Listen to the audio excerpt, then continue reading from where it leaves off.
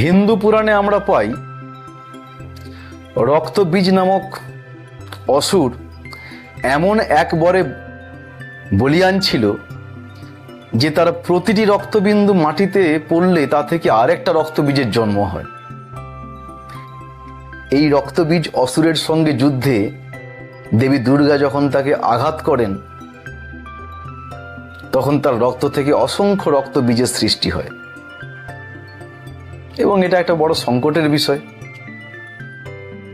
এই সংকট মোকাবিলায় মা কালী প্রকাশিত হন এবং রক্তবীজের রক্ত মাটিতে পড়ার আগেই তা তিনি পান করেন যাতে তার পুনরুৎপত্তি না হয়।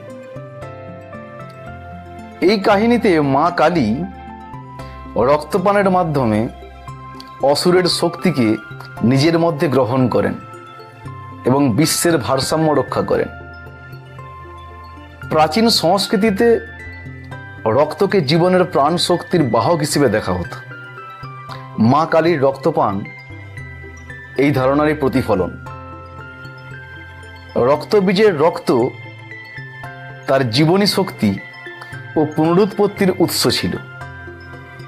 কালী এই রক্ত পান করে তার শক্তিকে নিজের মধ্যে গ্রহণ করেন, যা রক্তের জীবনদায়ী গুণের প্রতীক। হিন্দু পুরাণে এই ধরনের এই যে ধারণা, এই ধারণার সঙ্গে বাইবেলে উদ্ধৃত ধারণার মিল পাওয়া যায়। লেবীয় পুস্তকে বলা হয়েছে মাংসের প্রাণ রক্তেই নিহিত। মানে কথাটা এরকম আছে যে the life of the flash is in the blood.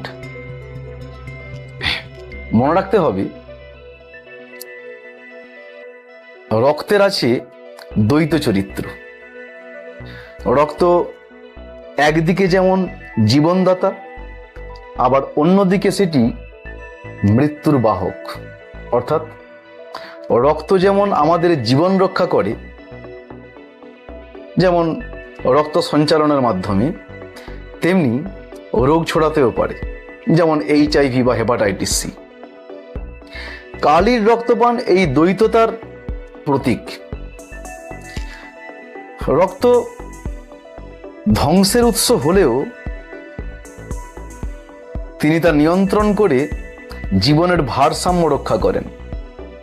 তবে কালীর রক্তপান একটি ঐশ্বরিক কাজ, যেখানে কোনো শোষণ বা সংক্রমণের ভয় নেই।